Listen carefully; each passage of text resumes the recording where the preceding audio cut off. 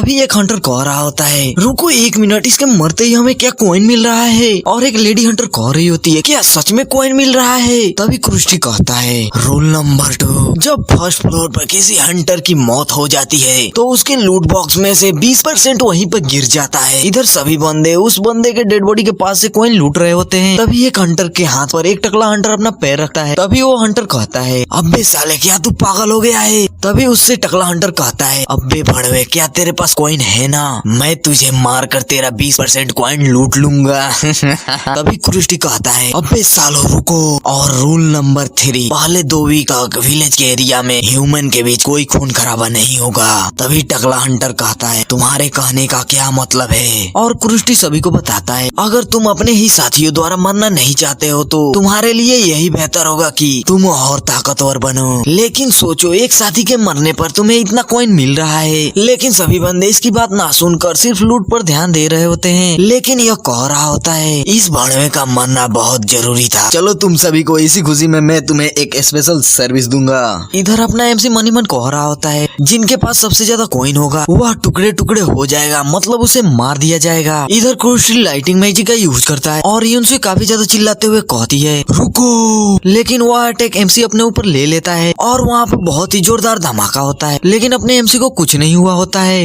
और यूनसी एमसी से कह रही होती है, बिग ब्रदर क्या आप ठीक हो, आपको कुछ हुआ तो नहीं है ना। एमसी कहता है, नहीं नहीं मुझे कुछ नहीं हुआ है। यूनसी उससे कहती है, आखिरकार यहाँ पर क्या हुआ। और एक लेडी आते हुए कहती है, अब सुनो rule number 4, demon and angel humans को नुकसान नहीं पहुँचा सकते और कार्य के लिए बाधित नहीं कर सकते। और गुस्सा होते हुए क्रिस्टी से कहती है, तुम अपना जॉब सही से करो। और पास ही में खड़ा बंदा एक कह रहा होता है, यह तो एंजल है। तभी क्रिस्टी कहता है, अगर मैं ऐसा नहीं करूँगा तो तुम क्या कर लोगी। अभी अभी तो मजा आ रहा था, लेकिन तुमने यहाँ आकर सारा मूड खराब कर दिया। और डेविल जैसे फेस करके कहता है, चलो ठीक है, अब उबाऊ एक्सप्लेनेशन यही खत्म होता है। अब सुनो final rule, demon and angel humans को एक दूसरे से डिफरेंट पावर देंगे। अब ह्यूमंस को फुल्ली फ्रीडम है कि वह किसके साथ हैं। इधर सभी हंटर उनकी बात सुन रहे होते हैं। तभी क्रिस्टी कहता है, सभी मेरी बात ध्यान से सुनो, अगर तुम लोग मरना नहीं चाहते हो तो बेहतर होगा कि तुम लोग पूरी जी जान लगा कर स्ट्रगल करो। अगर तुम स्ट्रॉन्ग होते हो तो उतनी ही ज्यादा तुम्हारी डायमेंशन पॉसिबिलिटी उतना ही डेवलप होगी और हमारी पावर उतनी ही स्ट्रॉन्ग होगी। इतना कहते कहते हंसते हुए जोरदार धमाका करके वहाँ से निकल जाता है और सभी हंटर उसे देखते ही रह जाते हैं। इधर एंजल भी जा ही रही होती है कि तभी एक हंटर कहता है, प्लीज रुकिए, क्या आप हमारे साथी को रिवाइव नहीं कर सकती हैं। और कमांडर उससे कहती है, मैं ऐसा नहीं कर सकती, यह मेरे बस की बात नहीं है। तभी एक लेडी हंटर कह रही होती है, प्लीज हमें मॉन्स्टर और डंजन के बारे में इंफॉर्मेशन दीजिए। और एक हंटर चिल्लाते हुए कह रहा होता है, हमें वहाँ पर फूड और वाटर कैसे मिलेगा। इधर से दूसरा हंटर उससे पूछ रहा होता है, हम अवेकन हो चुके हैं लेकिन हम मॉन्स्टर को कैसे हराएंगे। और कमांडर उन सभी से कह रही होती है, सबसे पहले तुम सभी शांत हो जाओ और तुम सभी को मैं एक एक करके जवाब देती हूँ। इधर अपना एमसी वहाँ से निकलते हुए एनसीओ से कह रहा होता है, एनसीओ चलो चलते हैं यहाँ से। और एनसीओ उससे कह रही होती है, क्या हम और इन्फॉर्मेशन नहीं सुनेंगे। और एमसी कहता है, वैसे हमें जितने इन्फॉर्मेशन की जरूरत थी उतना हमें पता चल गया है, चलो चलते हैं यहाँ से। और हमारा सीन कोट होता है और हमें बाबेल फर्स्ट फ्लोर फील्ड को दिखाया जाता है जहाँ पर रेड स्टार ट्राइब के गोबलिन ग्रीसन के बारे में बताया जा रहा होता है। और वहाँ पर बहुत सारे इंसानों की हड्डियाँ पड़ी होती है। तभी गोबलिन कह रहे होते हैं, यहाँ पर घुसपैठिए आ चुके हैं, सभी अपना अपना वेपन तैयार करो, यहाँ पर भड़वे ह्यूमन आ गए हैं। तभी एक गोबलिन को अटैक लगता है। अटैक लगते ही गोबलिन चिल्लाते हुए कह रहा होता है, यह आदमी बहुत स्ट्रांग है। और तभी हम देखते हैं कि यह अटैक करने वाला आदमी और कोई नहीं बल्कि अपना एमसी होता है। एमसी कहता है, डायरेक्ट हिट। अबे भोसड़ी के, तुम सभी चुपचाप नहीं मर सकते क्या, मैं बहुत जल्द ही पॉइंट कलेक्ट करना चाहता हूँ। और गोबलिन आर्मी एमसी के ऊपर अटैक करते हुए चिल्लाकर कह रहे होते हैं, खाना खाना ह्यूमन आ रहे हैं, मारो इसे, जल्द ही मार दो, इस भड़वे को जल्द ही मार दो, मार दो। इन सभी को आते हुए देखकर एमसी मन ही मन कह रहा होता है, भड़वे कमजोर लोग। इतना कहने के बाद ही एमसी धड़ाधड़ उन सभी को पेले जा रहा होता है और सभी गोबलिन चिल्ला रहे होते हैं। तभी उन सभी के बीच से एक गोबलिन एमसी के ऊपर अटैक करते हुए कह रहा होता है, अब मर जा साले। तभी अपना एमसी उसे देख लेता है और उस पर अटैक कर देता है, जिससे वो वहीं मर जाता है। और अपना एमसी उन सभी को पेलने के बाद थोड़ा शांत होता है। तभी अपने एमसी के पास एक एरो का अटैक आता है, लेकिन अपना एमसी उसे डॉज कर लेता है। और अपना एमसी मन ही मन सोच रहा होता है एक क्रॉसबो यूजर, और उस गोबलिन से कहता है अबे साले तू क्या सर दर्द बना हुआ है, तू मर जाना।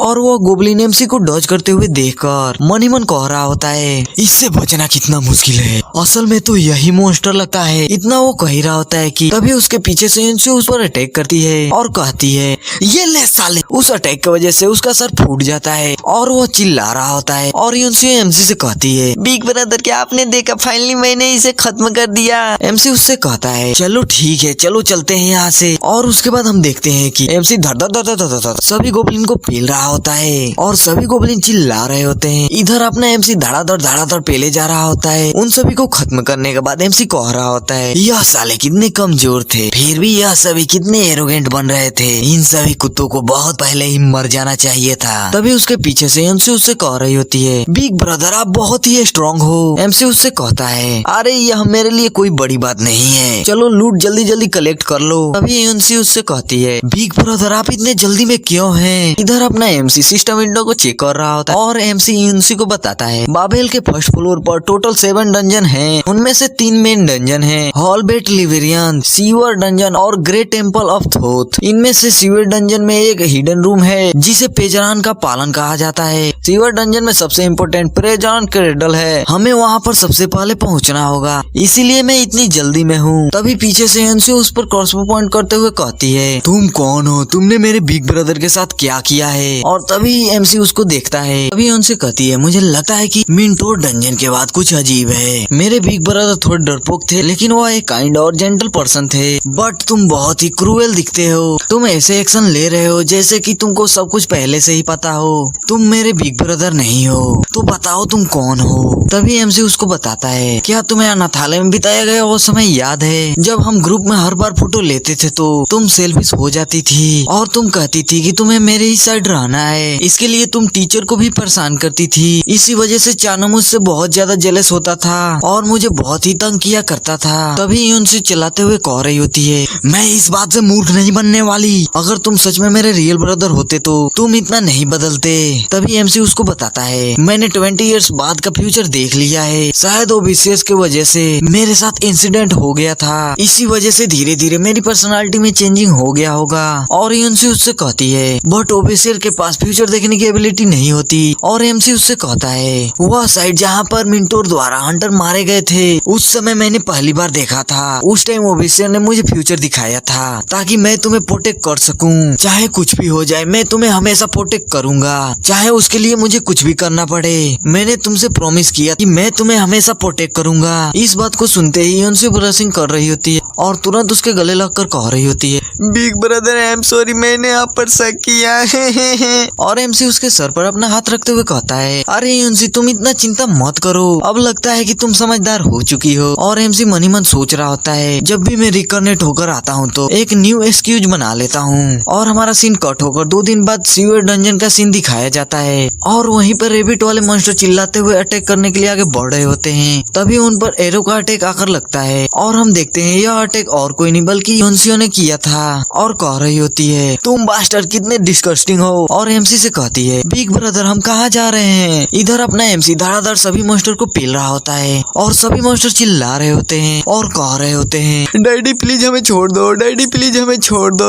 उन सभी को निपटाने के बाद एमसी सोच रहा होता है उसे तो यहीं आसपास होना चाहिए था। और तभी सिस्टम लेडी को बुलाता है और उसे कमांड देता है अनलिमिटेड स्किल माइंड आई को एक्टिवेट करो। सिस्टम लेडी एक्टिवेट कर देती है, उस स्किल से जोरदार लाइट निकल रहा होता है और वो लाइट एक डायरेक्शन में जाता है और एमसी उस डायरेक्शन में देखते हुए कहता है अच्छा यह यहाँ है, मैं इसे कब से इधर उधर ढूंढ रहा था। तभी उसके पास एमसी जाता है लेकिन उस पर क्रीडल लगा होता है। तभी सिस्टम का नोटिफिकेशन आता है इस क्रीडल को अनलॉक करने के लिए क्या आप नेवी कॉइन का यूज करेंगे, यस या नो? और एमसी यस कर देता है। तभी उस स्टेचू में दरार पड़ने लगता है और सिस्टम बता रहा होता है क्रीडल फर्स्ट फ्लोर अनलॉक हो गया है। और क्रीडल के अंदर एक जगह पर लूट आइटम पड़ी होती है। इधर एमसी और यूनसियो जा रहे होते हैं और यूनसियो मनी मन कह रही होती है अब मुझे ऐसी चीजों को देखकर कोई हैरानी नहीं होती है, शायद इसीलिए हैरानी नहीं होती है कि मैं बिग ब्रदर के साथ हूँ। इधर एमसी उस लूट को उठाने हटाने के लिए अपना हाथ आगे बढ़ाते हुए कह रहा होता है। यह थोड़ा आश्चर्यजनक है और उस पर अपना हाथ रख देता है। तभी सिस्टम उसे बताता है, यूजर चू गन हुक लेवल 1 अधिकार की पुष्टि हो गई है। शॉप अनलॉक हो रहा है। अवतार जेफेरोस S grade 5 green coin. Avatar Thor double S grade 3 yellow coin. Skill coin book double S grade 7 hero prison. Continent 1 yellow coin. Treasure double S grade 20 blue coin. इन सभी notification को MC देखते हुए कहती है, यहाँ क्या हो रहा है? और एमसी उससे कहता है, प्रिजन का क्रीडल यहाँ एक हिडन रूम है जो हंटर्स को हीरो बनाता है। हालांकि यह केवल रिच बंदों के लिए है और वहीं पर कॉइन एक्सचेंज मशीन होता है। तभी सिस्टम उससे पूछता है, क्या आप 1500 पर्पल कॉइन को 6 नेवी कॉइन में एक्सचेंज करेंगे, यस या नो?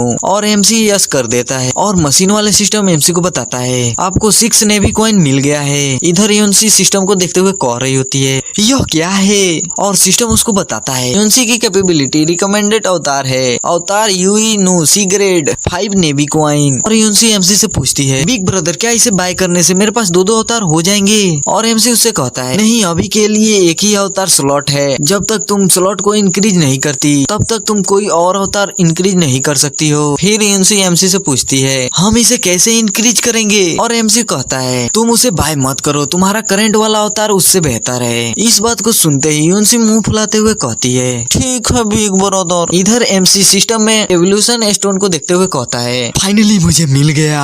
और सिस्टम उससे कहता है, क्या आप 10 नेवी कॉइन में इस एवोल्यूशन स्टोन ई को परचेज करना चाहेंगे, यस या नो? तभी एमसी सिस्टम लेडी को बुलाता है और यस करते हुए कहता है, अब टाइम आ गया है तुम्हें इवॉल्व करने का। यस होते ही सिस्टम लेडी कह रही होती है, अब जॉब करने की नई सीमा खुल गई है, काफी समय हो गया है। दूरदर्शी वह है जो दूर के पार देख सकता है। और एमसी कहता है, आंख जो पेनिट्रिकन को पकड़ती है, साथ ही सैकड़ों सालों से कोई भी गेम मास्टर नहीं बना है। तभी सिस्टम का नोटिफिकेशन आता है, evolution selection completed. Game master system input complete करें, select route game master. Evolving हो रहा है गेम मास्टर। और तभी हम देखते हैं कि सिस्टम लेडी की आई ग्रीन से रेड में बदल जाती है और तभी सिस्टम लेडी अवतार गेम मास्टर में कन्वर्ट हो जाती है। और यह वाला लुक देखने में बहुत ही लाजवाब लग रहा होता है। और हमारा सीन कट होता है और हमें सीवर डंजन के सबसे डीपेस्ट लेवल के सीन दिखाया जाता है, जहाँ पर एक बॉस मॉन्स्टर सिंहासन पर बैठा होता है और उसके बारे में हमें बताया जाता है। सीवर डंजन का रैबिट किंग बॉस मॉन्स्टर और उस मॉन्स्टर का सोल कह रहा होता है, आखिरकार एक चैलेंजर आ ही गया। तभी वो चिल्लाता है। दरवाजा ओपन करते एमसी और यूएनसी अपने अपने वेपन के साथ वहाँ पर आ गए होते हैं। यूएनसी एमसी से कहती है, तो यही है बॉस मॉन्स्टर का रूम। इधर बॉस मॉन्स्टर के बगल से उसका सोल कहता है, साले तुम ही दोनों सिर्फ आए हो। और हाँ, आपको मैं बता देना चाहता हूँ, जो वहाँ पर बॉस मॉन्स्टर बैठा हुआ है वह सिर्फ रियल वाले बॉस मॉन्स्टर का क्लोन है और रियल वाले बॉस मॉन्स्टर का बस सोल ही बचा है जिसे कोई नहीं देख सकता। चलिए कहानी में आगे बढ़ते हैं। और बॉस मॉन्स्टर चिल्लाता है। तभी एमसी उसके सर पर हथौड़े से अटैक कर देता है और अटैक लगते ही बॉस मॉन्स्टर चिल्लाने लगता है। अटैक करने के बाद एमसी उससे कहता है, तू बेवकूफों की तरह वहाँ पर खड़े मत रह, साले अभी मेरे पास आ। तेरे जैसे चूहे पर धिक्कार है साले, कहीं जाकर नाली में मर जा साले। इतना सुनते ही रेड किंग बहुत ज्यादा गुस्सा होते हुए अपनी पावर को रिलीज करता है, जिससे एमसी वहाँ से पीछे हट जाता है और रेड किंग अपना अटैक रेडी करता है। इधर अपना एमसी मनी मन कह रहा होता है, इसके जोरदार लाइटिंग अटैक से मानो कि मैं गिरने ही वाला हूँ। तभी रेड किंग आयरन फ्लेल का अटैक करता है और उस अटैक के बारे में हमें बताया जाता है, आयरन फ्लेल अवेयर हेड। यह अटैक तब तक डैमेज करता है जब तक आप इस अटैक को ब्लॉक करते हैं। और इस अटैक को देखकर एमसी मनी मन सोच रहा होता है, मुझे इस अटैक पर फोकस करना पड़ेगा। तभी वो अटैक उसके पास आ जाता है और उसके अटैक को एमसी डॉज करके रेड किंग पर अपने वेपन से अटैक कर देता है और उसे अटैक लगते ही वो मॉन्स्टर चिल्लाने लगता है। इधर बॉस मॉन्स्टर का सोल कह रहा होता है, भड़वे अच्छी चाल चल रहा है। तभी स्मोक ऑन करते हुए कहता है, लेकिन मुझसे मुकाबला करने के लिए तेरे पास पर्याप्त कैपेबिलिटी नहीं है। इतना कहते कहते स्मोक को उसकी तरफ फेंक देता है और स्मोक की वजह से वहाँ पर धुआं धुआं ही हो जाता है। और यूएनसी कह रही होती है, बिग ब्रदर स्मोक की वजह से मुझे कुछ दिखाई नहीं दे रहा है। इधर एमसी अपने वेपन को रेडी करते हुए कहता है, ग्रेट, अब परेशान करने वाला पैटर्न आ रहा है। तभी अचानक से एमसी के ऊपर रेड किंग का अटैक आकर लग जाता है। एमसी उस अटैक को डॉज करने की कोशिश करता है लेकिन वो नहीं कर पाता और उसके शोल्डर पर अटैक लग जाता है और उसके शोल्डर से ब्लड निकल रहा होता है। और रेड किंग स्मोक से बाहर आते हुए कहता है, अबे साले क्या हुआ, तेरा बुन फट गया क्या? और तभी सिस्टम का नोटिफिकेशन आता है, रेड किंग का पॉइजन आपके बॉडी में फैल रहा है और आपका एचपी धीरे धीरे कम हो रहा है, एजिलिटी -30%। और रेड किंग चिल्ला रहा होता है। इधर एमसी अपने शोल्डर को पकड़ते हुए यूएनसी से कहता है, यूएनसी इस बड़े को अपनी पावर दिखा। दिखाओ। और यूएनसी एमसी से कहती है यह तो ब्लडी पॉइजन है, और तभी अपने अवतार को बुलाती है। अवतार श्राइन गॉडेस और डिटॉक्स फ्लावर से एमसी को हील करती है। तभी सिस्टम बताता है रेड किंग का पॉइजन बेअसर हो गया है, और हील होने के बाद अपने वेपन को रेडी करते हुए एमसी कहता है अभी बदबूदार चूहे चल आजा मेरा सामना कर। इधर यूएनसी भी अपने वेपन को रेडी करती है। इन दोनों को देखकर रेड किंग हंसते हुए कहता है तुम सालों मेरा कुछ भी नहीं बिगाड़ सकते। तभी यूएनसी अपने वेपन से रेड मॉन्स्टर पर निशाना लगा रही होती है, लेकिन रेड मॉन्स्टर का स्पीड बहुत ज्यादा होता है। तभी उसके फेस पर अपना एमसी जोरदार किक मारते हुए कहता है अबे भड़वे तू कहाँ देख रहा है। एमसी के एक ही किक से उसके मुंह से ब्लड निकलने लगता है और वो जोरों से चिल्ला रहा होता है। इधर एमसी अटैक कर रहा होता है और कह रहा होता है तेरे जैसे घिनौने रेड पर धिक्कार है साले। अबे भड़वे मुझे कम मत आंक, मुझे कुछ टाइम दे तब मैं तुझे दिखाता हूँ कि मैं कौन हूँ। और रेड किंग चिल्लाते हुए कह रहा होता है अबे साले रुक जा। तभी एमसी अपना स्किल एक्टिवेट करता है वन हिट किल और उस पर अटैक कर देता है। इस अटैक से वहाँ पर जोरदार धमाका होता है और तभी सिस्टम का नोटिफिकेशन आता है चू गन हुक आपने रेड किंग को फाइनल झटका दे दिया है। इधर दोनों सिस्टम विंडो को देख रहे होते हैं। तभी उनके पीछे से रेड किंग का सोल कह रहा होता है मुझे यकीन नहीं हो रहा है कि उस क्लोन को सिर्फ 2 लोगों ने मिलकर मार दिया। सैकड़ों सालों में ऐसा कुछ नहीं हुआ है। यह बहुत ही एंटरटेनिंग था, लेकिन इन दोनों से क्या होगा ये बाबेल को कभी क्लियर नहीं कर पाएंगे। तभी एमसी अपने अवतार को बुलाता है और उसको कमांड देता है माइंड आई स्किल एक्टिवेट करो। और स्किल एक्टिवेट होते ही अवतार बताती है ग्रेट सिवरो किंग समुंडी एक ग्रेट को डिटेक्ट कर लिया गया है। तभी रेड किंग को अपना एमसी आसानी से उसे देख पाता है और उससे कहता है अबे भड़वे तू दिख ही गया।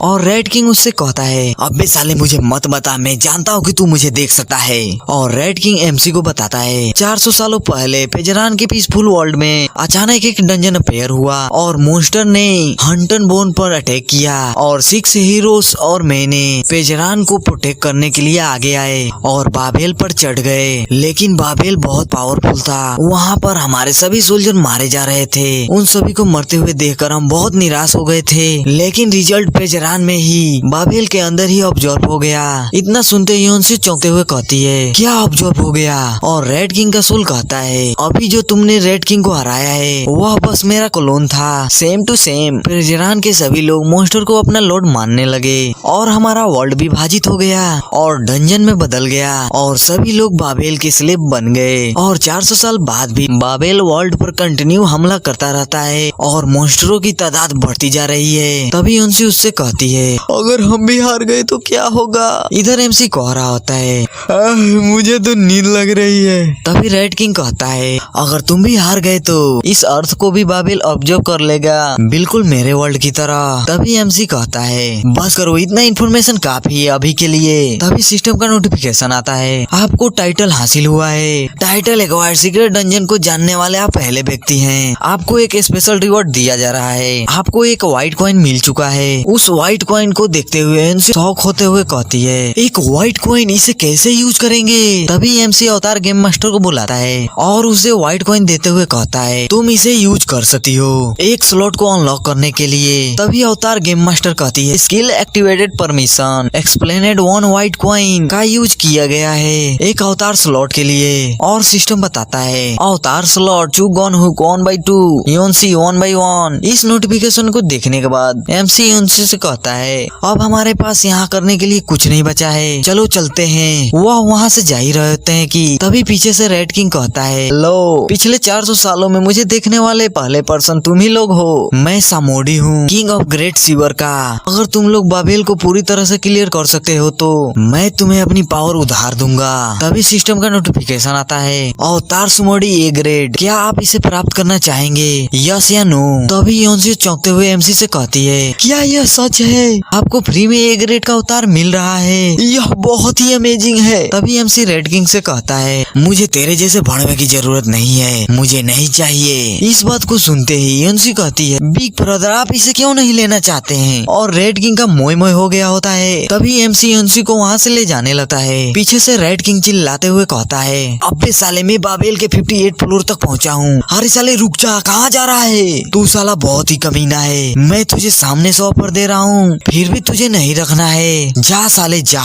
और हमारा सीन कट होता है। 4 दिन बाद सभी बंदे बाबेल के फर्स्ट फ्लोर के विलेज वाले एरिया में इकट्ठा होते हैं और वहीं यूनसियो भी रॉब पहनकर आई होती है। वह थोड़ा घबरा रही होती है और तभी कमांडर से कहती है, एक्सक्यूज मी, मैं रैंकिंग के लिए रजिस्टर कराना चाहती हूँ। और कमांडर उससे कहती है, रजिस्ट्रेशन कराने के लिए पहले तुम्हें अपना नाम बताना पड़ेगा। यूनसी उससे कहती है, प्लीज मेरा नाम मत पूछिए, मेरा विदाउट नेम ही रजिस्ट्रेशन कर दीजिए। और कमांडर सोच रही होती है यह कैसा पर्सन है, फिर उससे कहती है तुम्हारा रजिस्ट्रेशन हो गया है। तभी सिस्टम पैनल पर हंटर रैंकिंग दिखाया जाता है। First place Jackson 1830 point, second place without name 1770 point, third place Yongchul 1610 point, fourth place Maria 1540 point, fifth place Egor 1390 point. और इस नोटिफिकेशन को देखते ही योंसी चौंकते हुए कहती है, क्या मैं सेकेंड प्लेस पे आ गई हूँ? और उसका सिस्टम बताता है रैंकर्स को ब्लेसिंग मिल चुका है, ऑल स्टेटस 5% से इंक्रीज हो गया है, स्टेटस एलिमिनेट रजिस्ट्रेशन 10% से इंक्रीज हो गया है और हीलिंग बोनस 10% से इंक्रीज हो गया है। तभी यूनसी के पीछे से एक बंदा चिल्लाते हुए कह रहा होता है, क्या कोई सडनली सेकेंड प्लेस पे चला गया?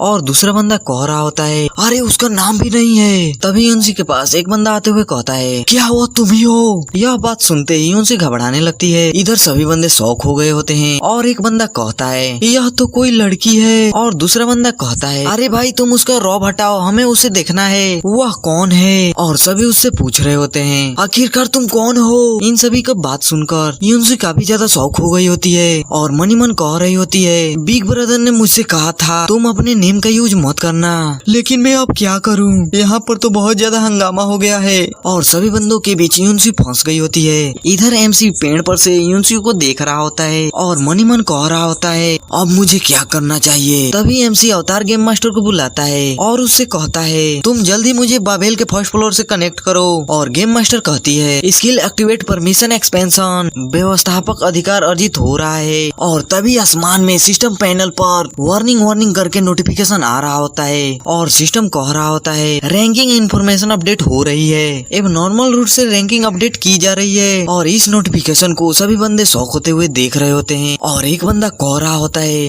यहाँ क्या हो रहा है? इधर सिस्टम पैनल पर बहुत तेजी से स्कोर अपडेट हो रहा होता है, जिसे देखकर सभी बंदे कह रहे होते हैं, यह किसका स्कोर है? और तभी सिस्टम पैनल पर स्कोर अपडेट हो जाता है। Core ranking first place, name X 13,210 point आ जाता है। इतने स्कोर को देखकर सभी बंदे चौंकते हुए कहते हैं, क्या 10,000 पॉइंट से भी ज्यादा? क्या यह पॉसिबल भी है? अगर यह थर्ड प्लेस से लेकर 10th प्लेस तक जोड़े तो भी इसके स्कोर तक नहीं पहुंच पाएंगे। आखिर इस बंदे का नाम क्या है? इधर सभी बंदे बात कर ही रहे होते हैं। तभी यूनसी वहाँ से निकल रही होती है और एक बंदा कमांडर से पूछ रहा होता है, क्या वो स्कोर सही है या सिस्टम पैनल पर कुछ गड़बड़ी चल रही है? और कमांडर उससे कहती है, यह कोई इशू नहीं है, लगता है रजिस्ट्रेशन रूट के साथ किसी ने छेड़छाड़ की है, बट जिस पर्सन ने इस स्कोर को हासिल किया है वह हंटर रैंकिंग में सबसे पावरफुल होगा। इधर सभी बंदों को देखकर एमसी स्माइल कर रहा होता है और यूनसी मनी मन सोच रही होती है, मुझे यहाँ से जल्दी निकलना चाहिए जब तक कि इन सभी का ध्यान भटका हुआ है। तभी वो देखती है कि उसके आगे एक बंदा अधमरी हालत में पड़ा होता है और यूनसी उससे कहती है, तुमको क्या हुआ है? तुम्हारी ये हालत किसने की है? और वह बंदा धीमी आवाज में उससे कहता है, मुझे अकेला छोड़ दो, अब मैं मरने वाला हूँ। तभी यूनसी उससे कहती है, मैं तुम्हें इस हालत में देखकर इग्नोर नहीं कर सकती। और तभी चिल्लाते हुए अपने हीलिंग मैजिक का यूज करते करते सोच रही होती है, मुझसे बिग ब्रदर ने कहा था तुम अपने अवतार को पब्लिक प्लेस में मत बुलाना। तभी पीछे से एक टकला बंदा कहता है, अरे लड़की तुमने नहीं सुना है क्या? वह क्या बोल रहा है? उसे अकेला छोड़ दो। और यूनसी उससे कहती है, अच्छा हुआ कि आप आ गए, यह बहुत ज्यादा इंजर्ड हो गए हैं, क्या आप इनकी केयर कर सकते हैं? मैं अभी थोड़ी जल्दी में हूँ इसलिए मैं जा रही हूँ। तभी टकला कहता है, तू क्या चाहती है? मैं इस भोसड़ी वाले का ध्यान रखूं? चल ठीक है, मैं इसका ध्यान रखूंगा, लेकिन अपने तरीके से। इतना कहने के बाद ही उस बंदे के फेस पर जोरदार किक मारता है, जिससे उस बंदे की और कंडीशन खराब हो जाती है और हंसते हुए सभी से कहता है, तुम सभी इसको इग्नोर करो, ठीक है? और एक बंदा उसे देखते हुए कहता है, यह साला 6वें रैंक से हट गया है इसीलिए कमजोरों पर अपना गुस्सा दिखा रहा है। और टकला यूनसी से कहता है, तू इस मैटर में इन्वॉल्व ना हो, नहीं तो तेरा भी जान निकाल लूंगा साली, चल जल्दी से यहाँ से फुट ले। और इधर उस बंदे को लगातार किक मारते हुए कहता है, साले मैं तेरा कॉइन अच्छे से यूज करूंगा, तू जल्द ही मर जाना। इधर यूनसी मनी मन गुस्से से सोच रही होती है, यह यह कितना क्रूअल है। और तभी उस टकले पर अपना स्किल एक्टिवेट कर देती है, जिससे उस बंदे की बुंड फट जाती है। वह दूर जाकर गिरता है और चिल्लाते हुए कहता है, तू साली क्या कर रही है, क्या तू मरना चाहती है। इधर यूनसी उस बंदे को अपने फ्लावर से हील कर रही होती है। उधर टकला अपना जोर लगाते हुए कहता है, मैं यहाँ से मूव क्यों नहीं कर पा रहा हूँ। यूनसी उससे कहती है, तू कमीने बेकार में स्ट्रगल कर रहा है, इसका कोई फायदा नहीं है, यह तो बस डी रैंक का स्किल है, इस स्किल को मैंने हाल ही में सीखा है। तभी टकला गुस्से से कहता है, तू साली जल्द ही मरेगी मेरे हाथों से। तभी यूनसी उससे कहती है, कमीने तेरे लिए यही बेटर होगा कि तू अपने लाइफ को अच्छे से जी। तुझे क्या लगता है अगर तू हाई रैंक पर चला गया तो बड़े में क्या तू हैंडसम दिखने लगेगा। मैं सच बताऊं तो तू गंदी नाली के कीड़े जैसा दिखता है। इतना सुनते ही टकला गुस्से से कहता है, तू साली लिटिल कुतिया, तू चिंता मत कर, तुझे मैं जल्द ही मारूंगा। तभी उनसे वहाँ से जाने लगती है। उसे वहाँ से जाते हुए देखकर टकला चिल्लाते हुए कह रहा होता है, अरे साली अपना नाम तो बता कर जा, मैं तुझे ढूंढ लूंगा और तेरा कीमा बनाकर कुत्तों को खिलाऊंगा साली। इधर जिस बंदे को टकले ने पेला था वह बंदा हील हो गया होता है और फ्लावर का स्मेल लेते हुए कहता है, मुझे हील करने के लिए तुम्हारा बहुत बहुत शुक्रिया। अभी भी इस वर्ल्ड में कुछ अच्छे लोग बचे हैं। और हमारा सीन कट होता है और बाबेल के फर्स्ट फ्लोर के बाहरी इलाके हंटर ग्राउंड का सीन दिखाया जाता है, जहाँ पर एक और का ठिकाना होता है। और उस घर के दरवाजे को तोड़ते हुए टकला कहता है, अब रेडी हो जा जेकब, चलो उस लड़की को हंटिंग करने चलते हैं। मैं सबसे पहले उस कुतिया का नाक तोड़ना चाहता हूँ। क्या तूने उस लड़की के बारे में सुना है जिसके पास साइकोकिनेटिक एबिलिटी है? और कमरे के अंदर से कोई कहता है, वह लड़की तुम्हें ईस्ट में मिलेगी। टकला कहता है, क्या तू मेरे साथ नहीं चलेगा? अरे साले मुझे बता, तू बोलता क्यों नहीं है? तू मेरे साथ चलने के लिए रेडी है कि नहीं? तभी टकला उस कमरे का दरवाजा तोड़ देता है और उसके अंदर दिखता है कि जेकब की बॉडी पड़ी होती है। उस डेड बॉडी को देखकर टकला गुस्से से कह रहा होता है, अगर इसकी प्लेस पर अटैक हुआ है तो क्या कोई मुझे भी टारगेट कर रहा है? आखिरकार इसे किसने मारा है? उसे चिल्लाते हुए एमसी अपने सिस्टम विंडो पर देख रहा होता है और स्मोकिंग कर रहा होता है। इसी के साथ एपिसोड नंबर 10 खत्म होती है। चलिए मिलते हैं नेक्स्ट चैप्टर में। और आप इस चैनल पर नए हैं तो चैनल को सब्सक्राइब कर लीजिए ताकि मैं ऐसी ही वीडियो लाता रहूं।